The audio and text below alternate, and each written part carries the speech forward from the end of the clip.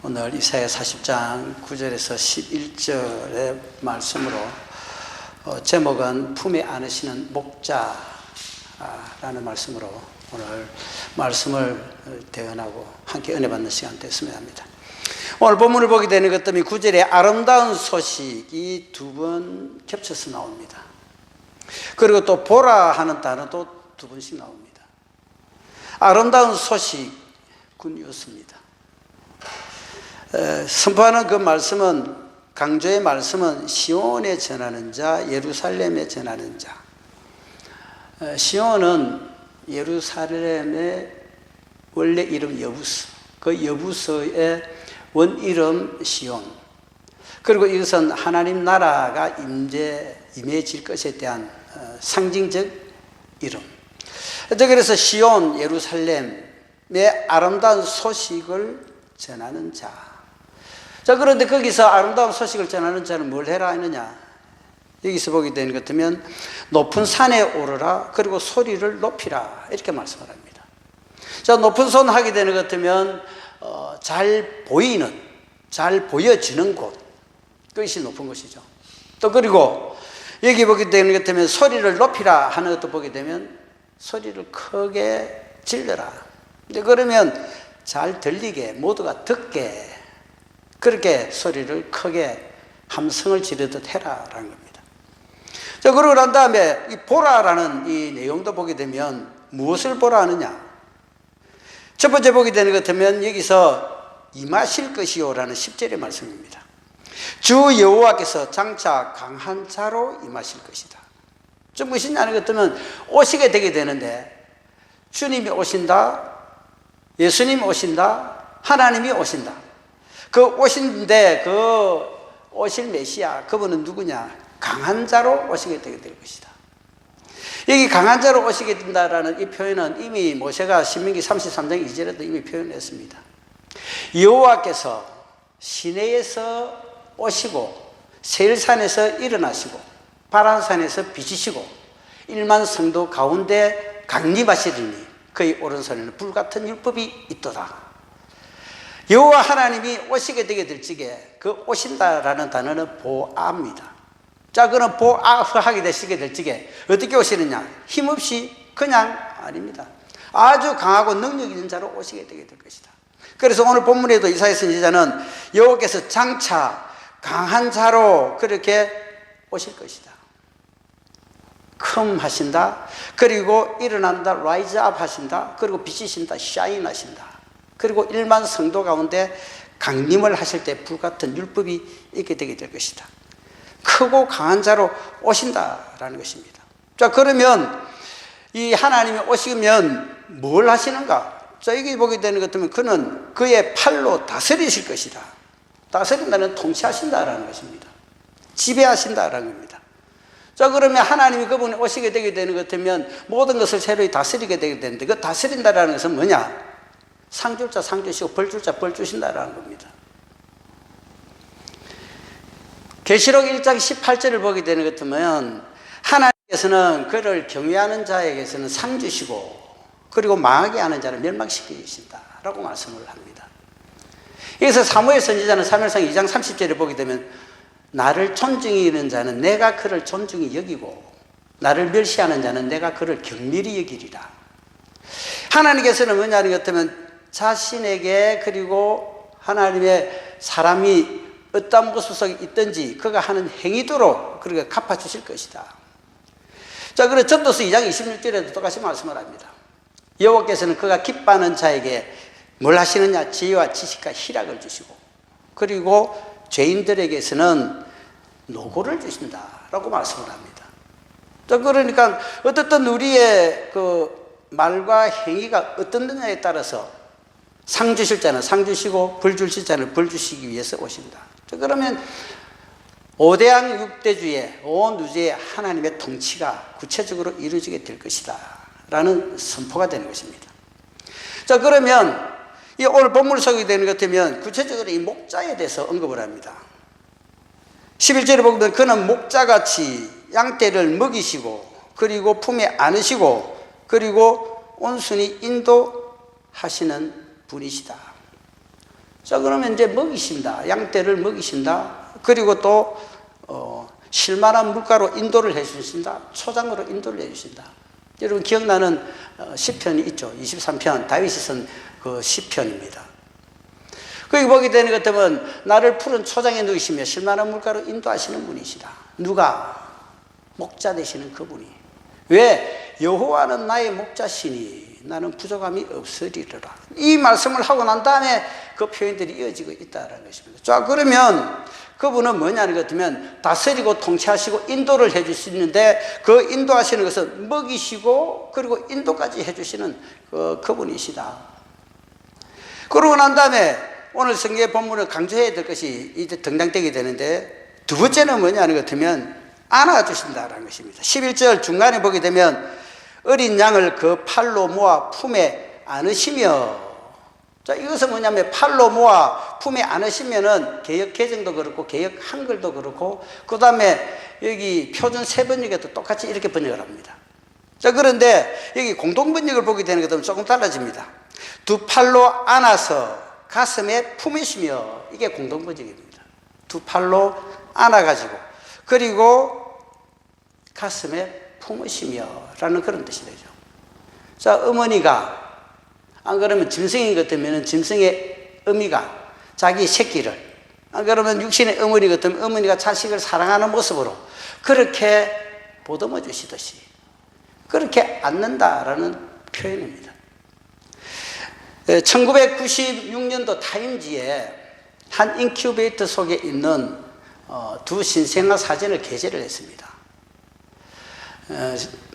원래 그 태어나야 될 예정일보다 석 달 빨리 태어난 이제 쌍둥이인데 그 쌍둥이는 각기 인큐베이터 속에 떨어져 있습니다. 그랬는데 이제 태어난 지 한 달이 지나고 나니까 그 언니 되는 그 아이는 근데 대충 이래 건강하게 자랍니다. 그런데 이제 동생이 되는 이 둘째는 상태가 굉장히 좋지를 않습니다. 심지어 좋지 않을 정도가 되면 호흡과 맥박이 흐트러지면서 굉장히 위독한 상태에 빠져버리게 되는데 심장 박동도 제대로 되는 듯 하다가 뚝 끊어져 가지고 숨이 멎는 것 같은 그런 느낌이 들 정도고, 그 다음에 얼굴은 하얗게 창백해 가지고 백지장처럼 돼갑니다. 자, 그런 상태가 이래 되니까 그 간호사가 병원이 상당히 긴장할 수밖에 없습니다. 그런데 그 중에 한 간호사가 이런 제안을 합니다. 이 아이들을 각기 떨어져 있는 인큐베이터 속에 있는 이 아이들을 한 곳으로 모으는 것이 어떻습니까? 한번 모아봤으면 좋겠습니다. 왜? 어머니 뱃속에서 7개월 동안을 함께 있었던 아이들입니다. 그 접촉하면서 이때까지 있었던 그 때를 회상시키면서 기대를 한번 해보는 것이 어떻습니까? 제안은 그런 대로 됐는데 병원 규칙이 이 두 명의 한 생명씩 가지고 있는 아이를 한 인큐베이터 속에 넣는 것은 병원 규칙이 허락을 하지 않고 있다는 것입니다. 자, 그런데 그 어머니가 강하게 요구를 하는 것은 다른 무엇보다도 아이 살리는 것이 급선무가 아니냐. 자, 그러니까 어떻든 그 방법이라도 한번 택해봐 달라 하고 간곡히 요청을 하고, 그래서 그 병원을 허락을 해서 그 떨어져 있던 그 쌍둥이를 한 인큐베이터 속에 같이 넣어버립니다. 그런데 같이 넣고 난 다음에 불과 얼마 지나지 않아서 불가사의한 일이 일어나 버립니다. 그 언니 때는 대체적으로 건강하게 자랐던 이 아이가 손이 쏙 뻗쳐지는 듯 하더니만 그 동생 되는 아이의 가슴 쪽으로 손이 싹 가고 포옹을 해버립니다. 포옹하듯이 그래야 되죠. 저 포옹하듯이 되다 보니까 그 순간 얼마 지나지 않아서 어떻게 되느냐, 심장 박동이 순간적으로 제대로 세기를 시작합니다. 그리고 혈압과 체온이 정상적으로 돌아버리는 기이한 일들이 그 현상이 일어나 버립니다. 결국은 뭐냐는 것 같으면 아이들은 건강하게 되었고 그로 인하여 정상적으로 이제 자라나게 되는 그 현장이 되어버리죠. 이것은 뭐냐는 것 같으면 이게 결국은 포옹의 위력이다라는 것입니다. 하나님께서는, 아니 우리 인생들은 하나님이 저와 여러분들을 사랑해 주셨듯이 이 아직 완전한 생명이 되기 전까지 떨어져 있다 보니까 불안한 상태에서 한 아이는 그런 대로 하는데 한 아이는 영 위도한 상태까지 가버리더라. 그런데 둘이 함께 해두고 그리고 언니가 안듯이 포옹을 하다 보니까 다시 생명이 살아나 버리는, 그러니까 포옹이라는 것은 안아주는 행위 그리고 공감하는 행위가 된다라는 것입니다. 이것이 바로 포옹의 위력이었다라는 거죠. 우리는 렘프란트 17세기의 화란의 황금주의 시대의 대표적 화가, 그 내용도 우리가 누가복음 15장에 있기 때문에 잘 압니다. 한 아버지에게 두 아들이 있죠. 그런데 둘째 아들은 자기 몫을 달라 그래가지고 받아가지고서는 멀리 떨어지고 난 다음에 그리고 탕자의 생활을 해버립니다. 재산을 다 탕진해버립니다. 결국은 다 잃어버리고 먹을 것이 없으니까 돼지 치는 곳에 돼지들이 먹는 쥐염 열매 먹으면서 고민하다가 결국 아버지께로 돌아가자. 이제 돌아오게 되죠. 그래서 아버지께 돌아오게 되니까 아버지는 오히려 기다리면서 반가이 맞아주고, 그리고 맞아주는 장면을 그림을 그렸는데 그것이 뭐냐 하는 것 같으면 탕자의 귀환이라는 제목으로 그것이 그림을 그려져서 세상 사람들이 알게 되게 되죠. 그 안에 내용을 보면 이렇습니다.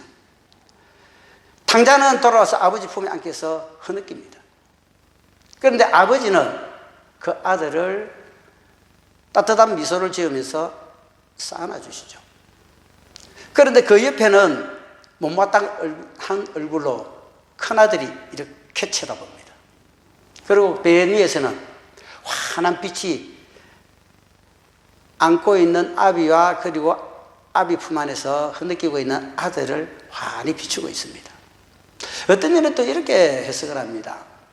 그 아버지가 안아주는 그 양쪽 오른팔 왼쪽 그 팔과 그 가슴에는 보이지 않는 어머니의 따스함과 그리고 온함이 함께 들어있는 그런 팔과 가슴이었다라고 하죠.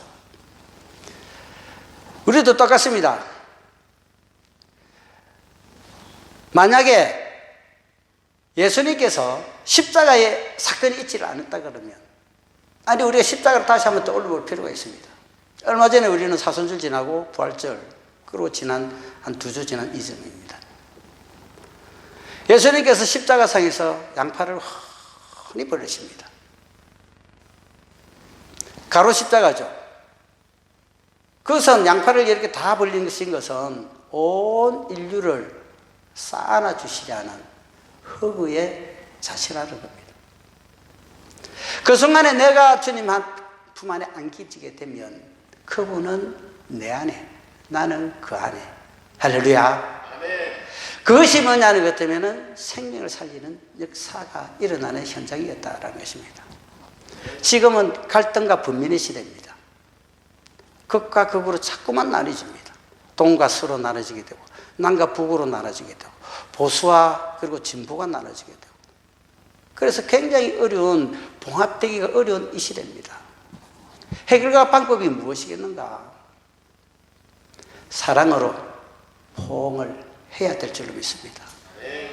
예수님께서도 요한복음 13장 34절에 내가 너에게 새 계명을 주노니 내가 너희를 사랑한 것 같이 너희도 서로 사랑하라 말씀을 하십니다. 그리하면 모든 사람들이 너희를 내 제자인 줄 알리라 라고 말씀을 합니다. 사랑의 사도 요한은 요한일서 4장 16절에 하나님은 사랑이시니라. 사랑 안에 가는 자는 하나님 안에 가고 하나님도 그 안에 거하시느니라 라고 말씀을 합니다. 내가 그분의 사랑을 알고 그분의 사랑에 표현하고 그분 안에 거하게 되게 되면 그분은 사랑은 내 안에 임하시게 되고, 그리고 나는 그의 사람이 돼서 그 사랑을 실천할 수 있는 자가 되기에 주님 몸된 교회, 그리고 한 지체된 저와 여러분들이 서로 사랑하고 서로 아껴주고 그리고 낮게 여기주고, 그러면 공동체가 아름답게 든든하게 세워지게 될 것이고, 그리고 하나님의 영역은 다시 한번 세상을 나가게 될 적에 이념과 갈등이 어느 순간에 사랑으로 말미암아 봉합이 되지게 되고 이 나라 이 민족은 하나가 되고 통일되는 역사가 일어나게 될 것이며, 우리 주님이 그토록 원하시고 바라시는 예루살렘으로부터 출발된 생명의 복음이 온 오대양 6대지를 돌아서 예루살렘에 다시 가시게 될 그때에 하나님의 사랑은 다시 한번 이 땅 가운데 오시게 되고 강림하시는 역사가 일어나게 되겠기에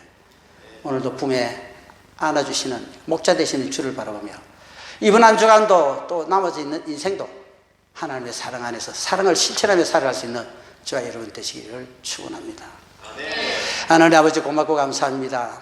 늘 품에 안아주시는 주로 말미암아 그 사랑 알고 찢게 헤아리고 그로 인하여 자그마하지만 예수 그리스도의 작은 사랑을 표현하고 바라는, 그리고 예수 그리스도의 작은 빛이 돼서 어둠을 비출 수 있는 그러한 믿음 있는 자로 당당히 이 세상을 살아갈 수 있게 하여 주시옵소서. 예수님 이름으로 기도합니다. 아멘.